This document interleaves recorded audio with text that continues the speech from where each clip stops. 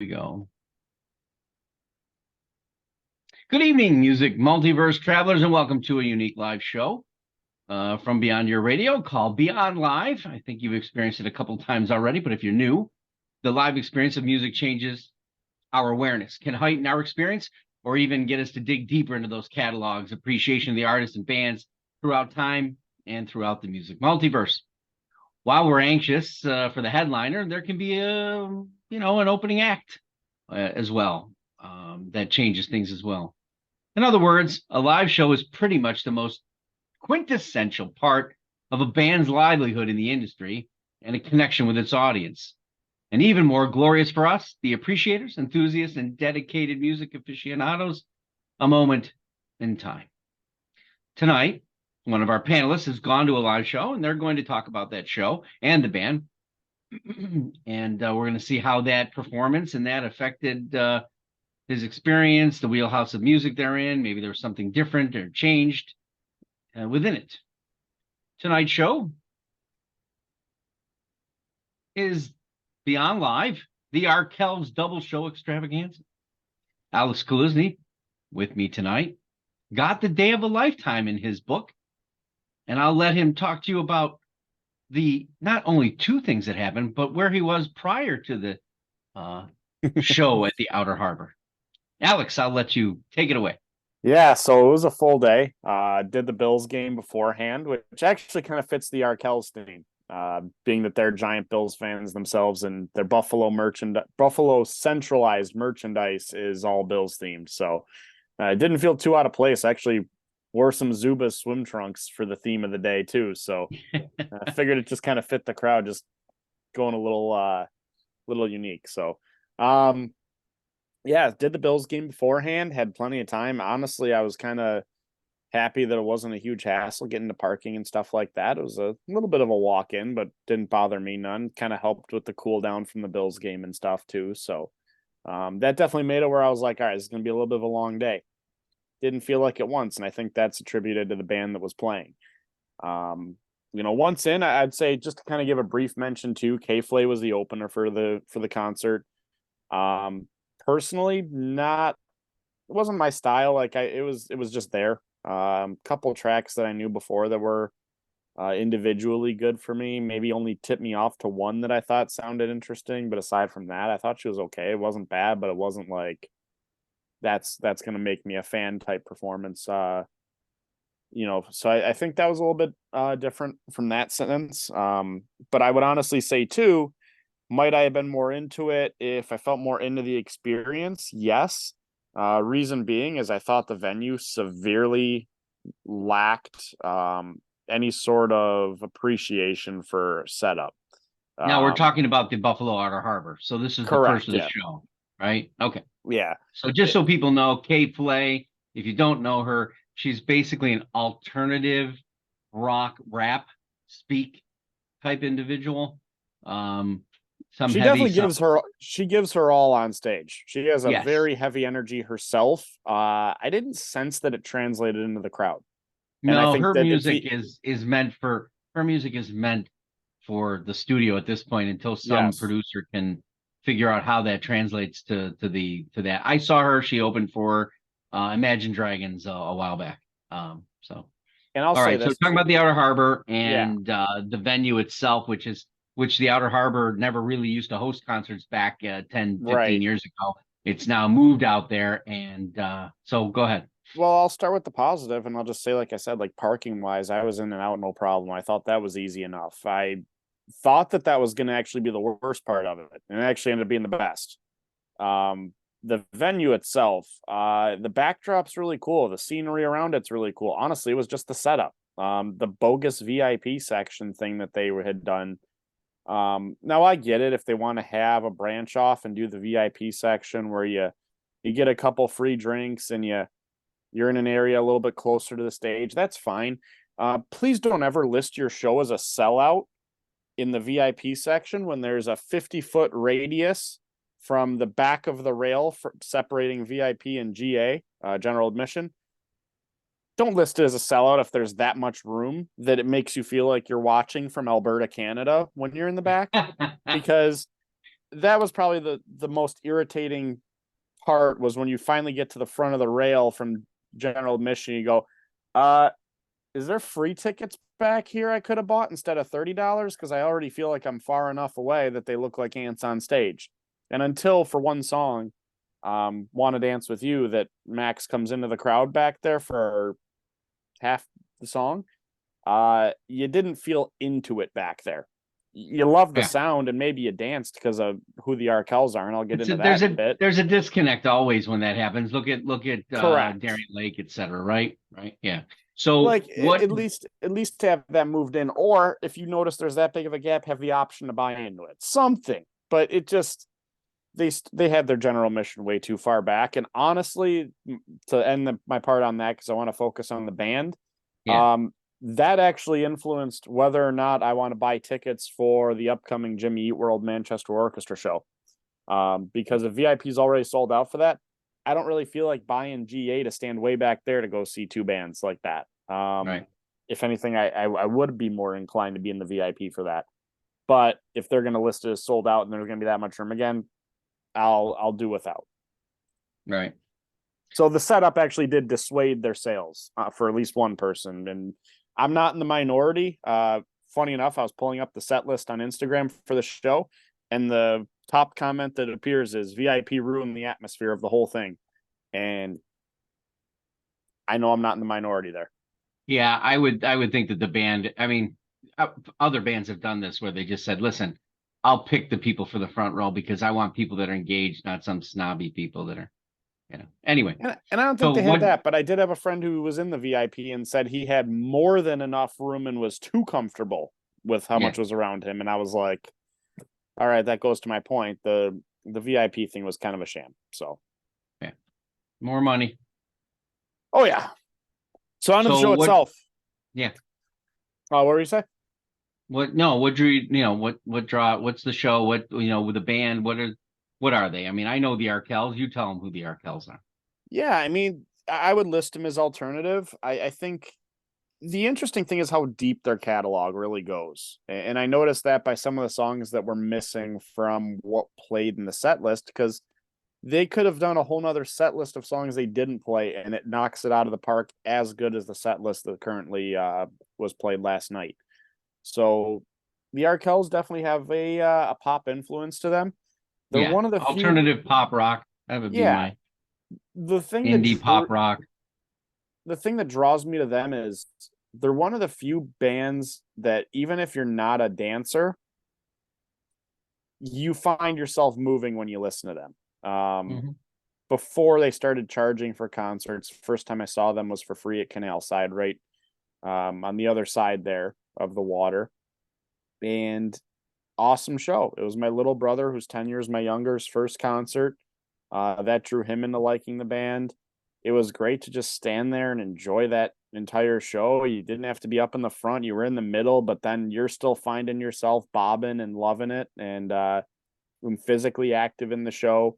And you felt that connection that the Arkells have with their crowd, that they get in you, and it really makes you feel alive and a part of it, and they have good music that speaks to you and makes you move. So that's something I've always found really unique about them.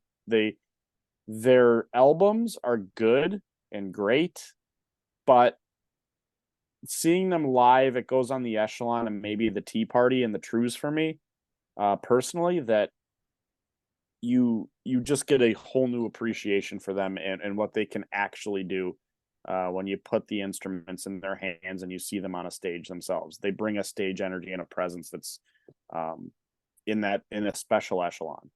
As for going through the set list too, yeah, they kind of, especially in the encore, they busted out an old Jackson Square song, which that album I believe is their first, and it was good to see them bring out "Oh, the Boss Is Coming." Didn't have a lot of new stuff either in terms of the upcoming new album. I know they did play Laundry Pile, they did play Skin, a little bit of Blink Once, Blink Twice albums in there, but really a good scatter throughout all of them.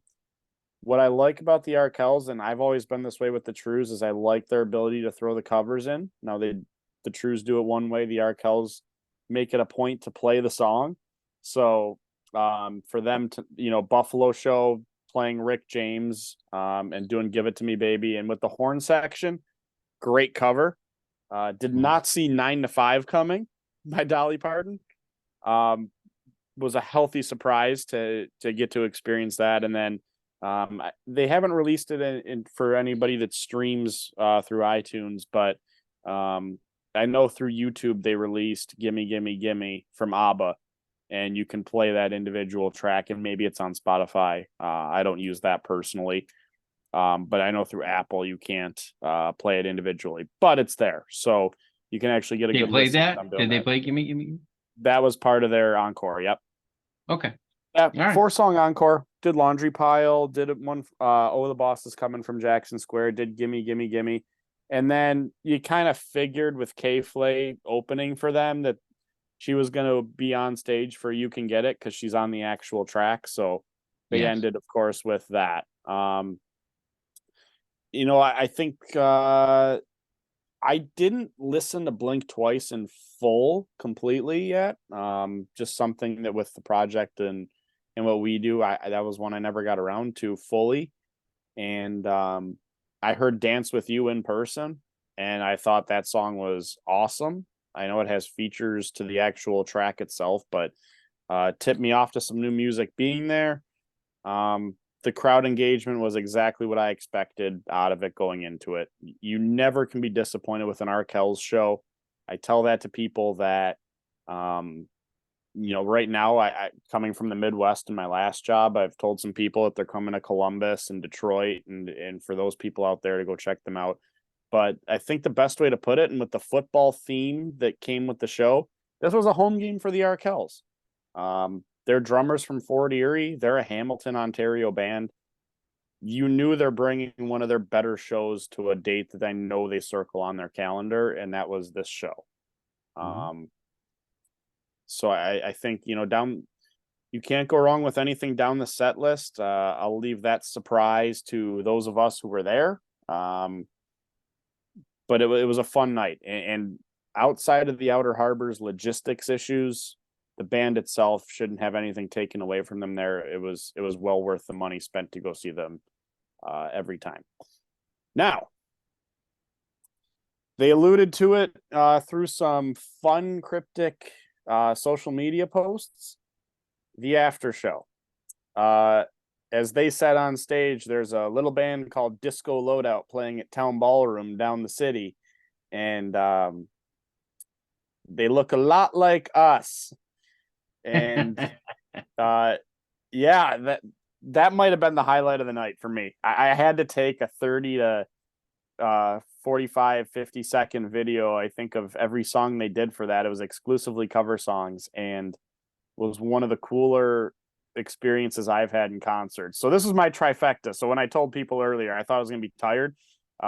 Getting to the Bills game that day started at 7:00 in the morning, and the Arkells, to give you an idea, didn't take the stage as the said band called Disco Loadout until actually not even 12:30. They got on stage 12:45, 1 a.m. So it was a long day, but I think this will be my scientific reason for buying into this band. I didn't feel tired one bit while I was at their show. It wasn't until my head hit a pillow that I went, whew, I can exhale now. New money, suit and tie. I can read you like a magazine. Ain't it funny how rumors fly? And I know you heard about me. So hey, let's be friends. I'm dying to see how this one ends. Grab your passport and my hand. Done it, but it's gonna be forever. Oh, it's gonna go down in flames. I can tell you when it's over. If the high was worth the flame. Got all these stubborn, they'll tell you I'm insane.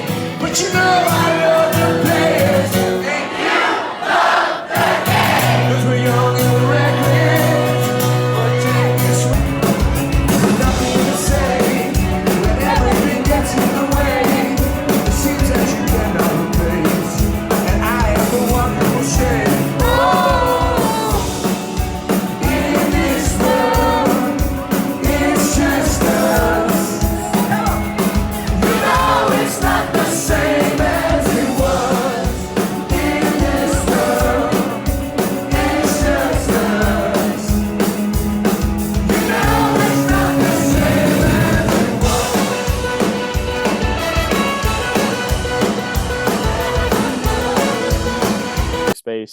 not quite. So they I start Prevail's off cover with of it, a Taylor Swift song. to suck most of them right in. Yes, they have. Yeah, but I said, they have a pop crowd. But they played to the audience well with that. Yeah, they played to the audience well with that because that got everyone right into it. Mm-hmm. Especially just starting off with Max on stage and then slowly drawing everyone out. I thought what was cool, it was a fun interaction with the crowd as he's going, who here can do a good British accent? And everyone's raising their hand, and then who can make it sound like a child? And like half of them go down. He gives a microphone to one person, goes, repeat after me, and she does the lady does the intro for Harry Styles, As It Was, which was the second song, right? Yep, with the come on Harry, will you come play with me? And then right into the piano set of that. But I think there's certain songs on this cover set list that fit their wheelhouse. That was the first one of them of the night.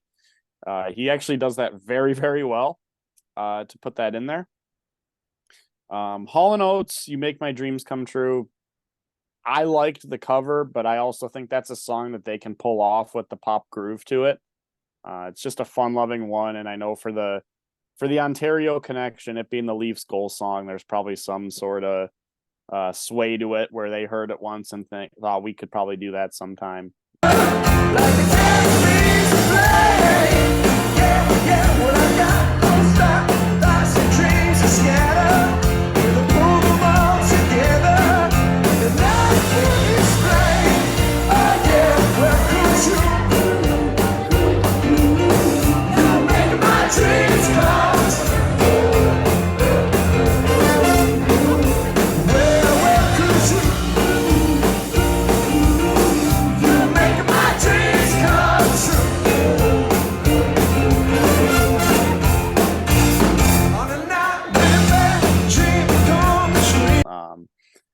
What I thought was fun was, Mark, I know you disagree. I thought their version of Sledgehammer by Peter Gabriel was pretty damn good, to the point that I might just enjoy the song more than Peter Gabriel's version for the sake of the fun of it. That fit their wheelhouse very well.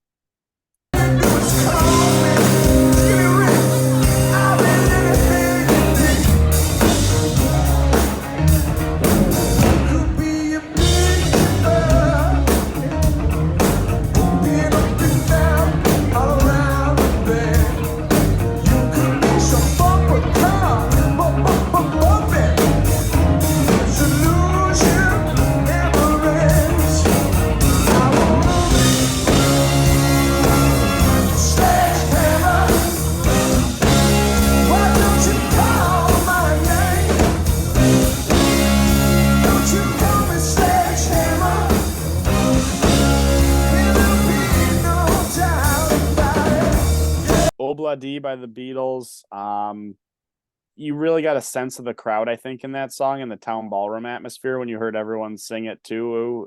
And so I took in those snapshots a little pan of the crowd, and it fit perfectly with it.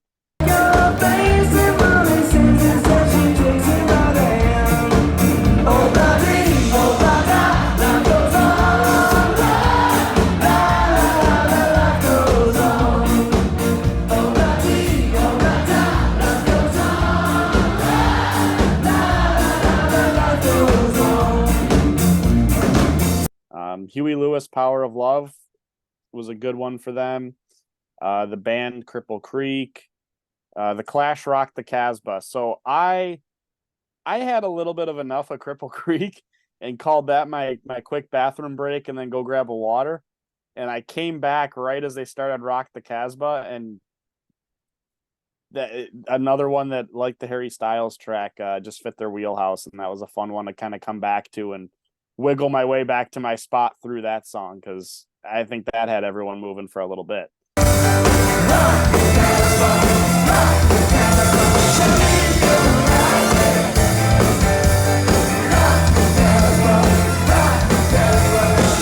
Told the jet fighters, you better earn your pay. Dropping bombs down like marionettes, but down on Casbah Way. Soon as the shouting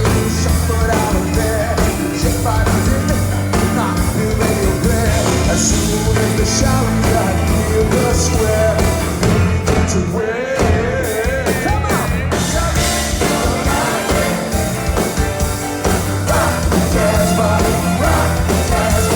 And Well, I'm assuming they played the band Cripple Creek because of Robbie Robertson's death. Probably, yeah. And they tailored some of their requests to someone just holding up a request of something that was already on the set list because they had it pre-drawn up. So they saw someone had the band on their phone written out and played it. So a little good crowd engagement. Yeah. So going into it, I like the Clash, so Rock the Casbah was good. Now here's where I think the set list kind of shifted, and you got a feel from couple to get you into it, a little bit of older stuff. Here's where you hit the 90s flavor for them and probably where they grew up, which is going into Basket Case by Green Day. Now this also started Oobla Dee, they had the pianist singing. I think everything else was Max. And then so Green Day, Max didn't sing that. I think that was the pianist as well with the guitar. And he just did backing on it. All the Small Things. No one in the band sang that one. I think the entire Town Ballroom crowd took over that one. All the small things to care, true things. I think one day you're mine. Always, I know you'll be at my show, watching, waiting, commiserating, saying so. How will I go? Turn the lights off, carry me home. Yep. The awkward part of the night, and I didn't mention this pre-show with you, was they started the opening riff to Fat Lip, and someone collapsed in the middle of the floor. And so they killed it and waited for everyone to help them.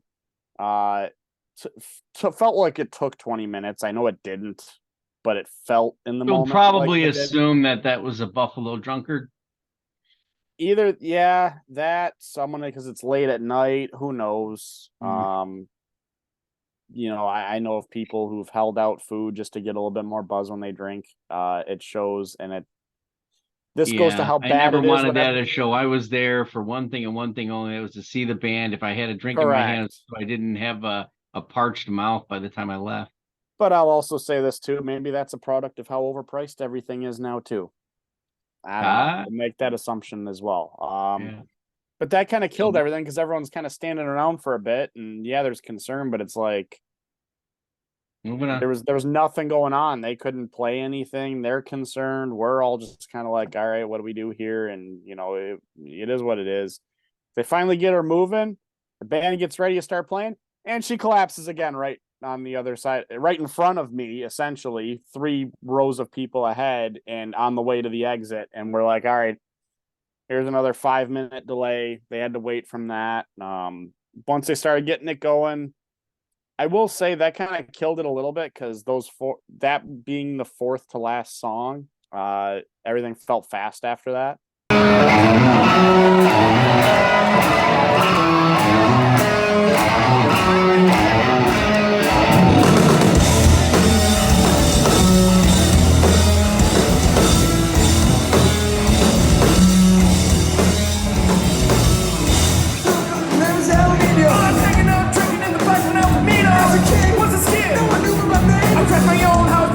Nobody came. I know, but the one you met in direct in high school never come and never show and never forget.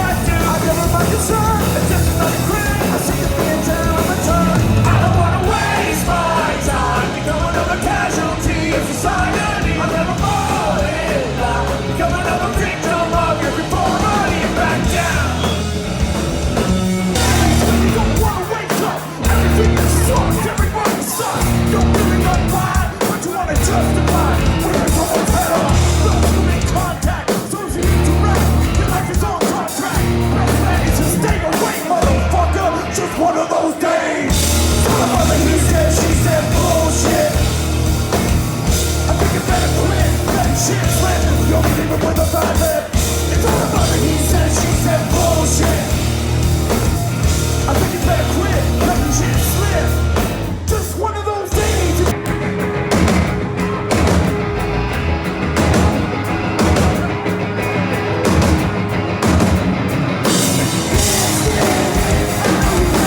I'ma set it straight this one day. I can't stand rocking when I'm in this place because I feel the same. Make no mistake, you switch up your channel. I'm already rich when I fly off the handle. Who could it be? There's someone wrong. I'm feeling all up in the sabotage.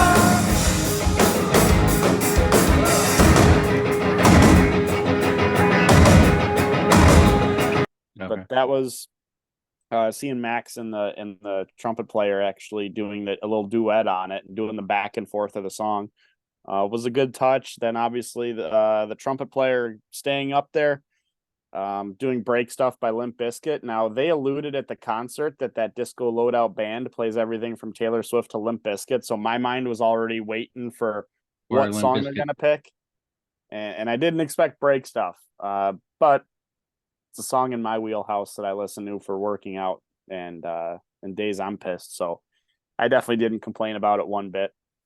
And they also talked about too the lead guitarist for them. One of his favorite shows he ever saw at the town ballroom was them as well.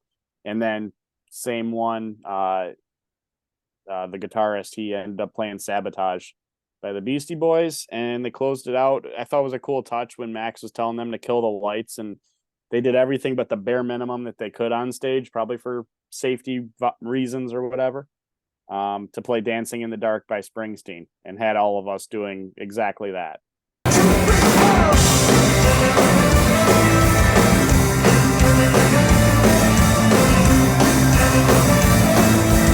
Kill 'em all. I'm gonna be leaving, and I ain't got nothing to say. I come home in the morning, I go to bed feeling the same way. I ain't nothing but tired. Well, I'm just shining for myself. Hey, baby, I can use just a little help. Come on. You can't start a fire. You can't start a fire without a spark. Please don't try it. Even if we're just dancing in the dark.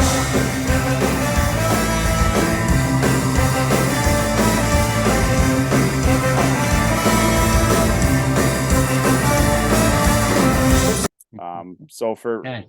for them as cover band artists, I would love to see them just do a cover album just for shits and giggles. With this band, they could easily pull it off to where it'd just be a fun listen to hear their style and their flavor and their voice and their touch on some of these songs. I think that'd be a fun concept for the future because they can do it.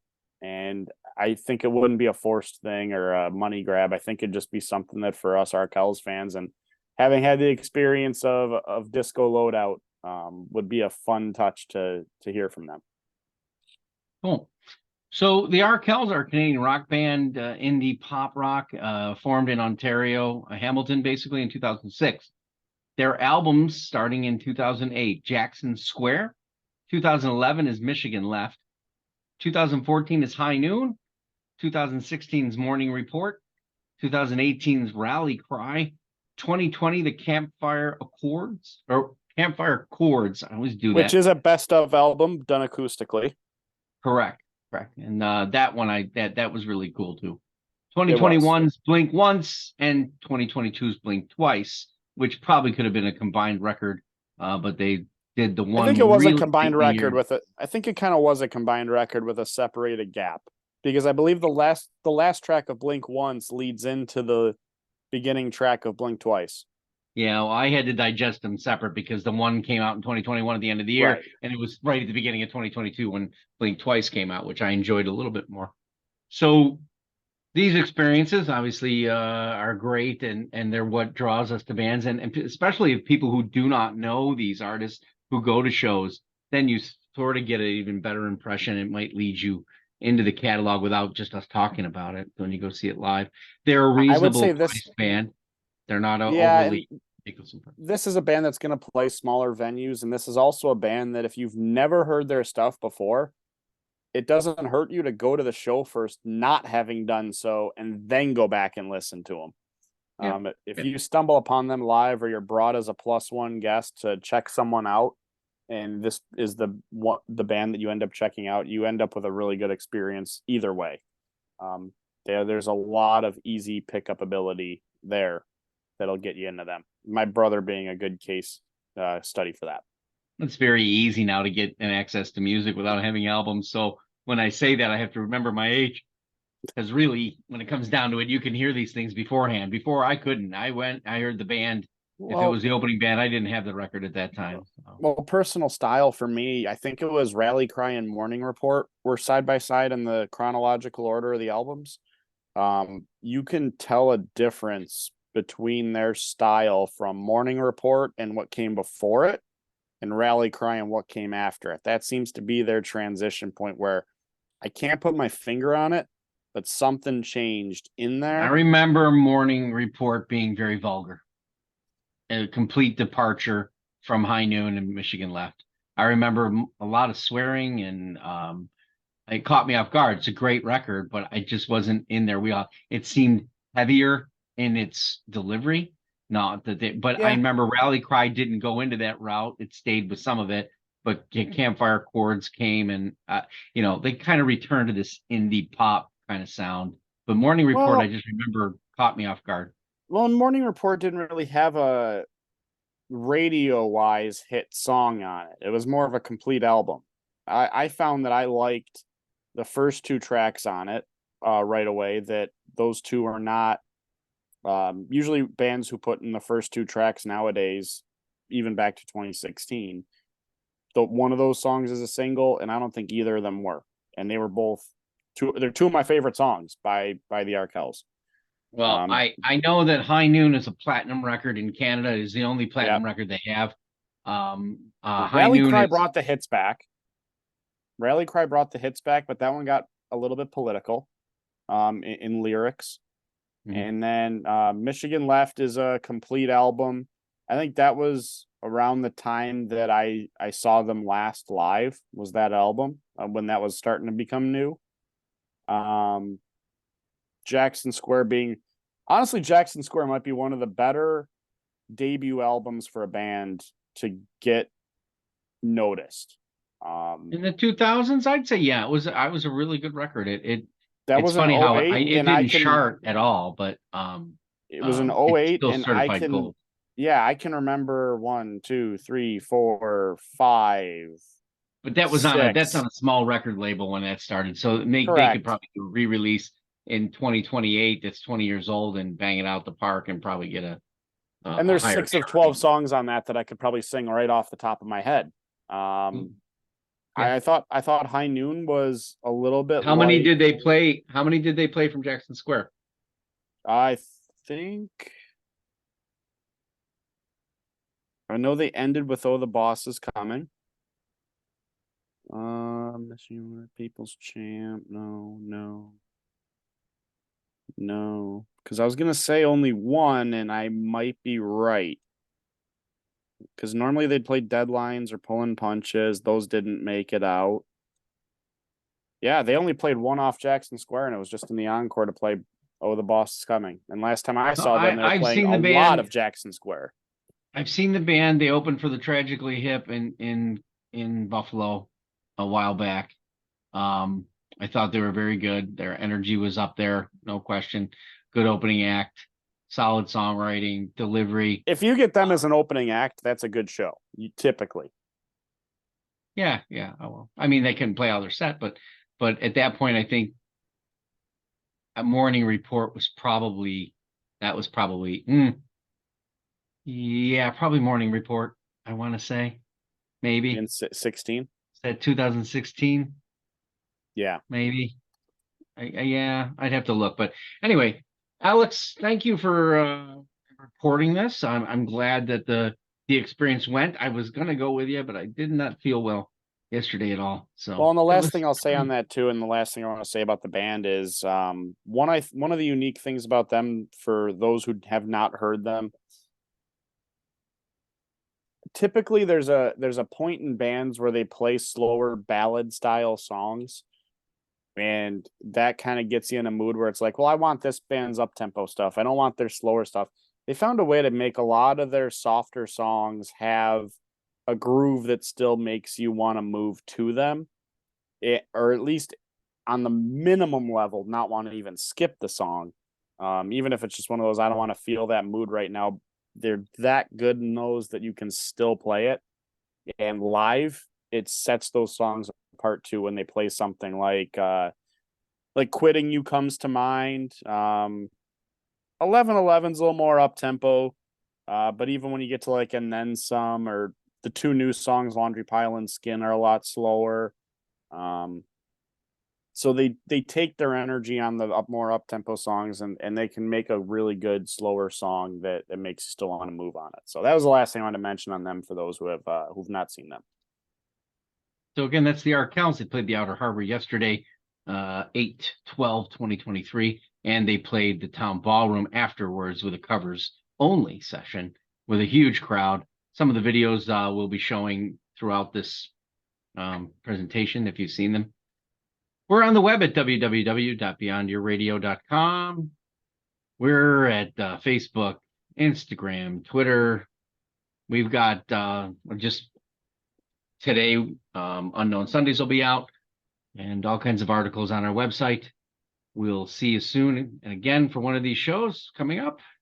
And be ready for what's going to become another Beyond Live soon, because Mark and I got our tickets for the Tea Party October 13th. Yes, absolutely. Happy listening, everyone.